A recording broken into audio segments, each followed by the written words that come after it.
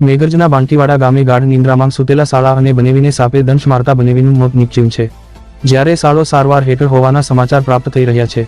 મેઘરજ તાલુકાના બાંટીવાડા ગામે ગત રાત્રિએ ખાટલામાં ગાઢ નિંદ્રામાં સૂતેલા 24 વર્ષીય મહેશભાઈ શનાભાઈ ડામોરને તેમના સાળા શનાભાઈ બુરાભાઈને ઝેરી સાપે દંશ માર્યો હતો.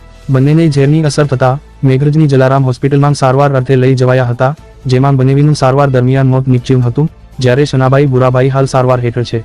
સ્થાનિકોએ સાપનું રેસ્ક્યુ કરનાર જાલમભાઈ ખાંડને બોલાવી સાપનું રેસ્ક્યુ કરાયું હતું.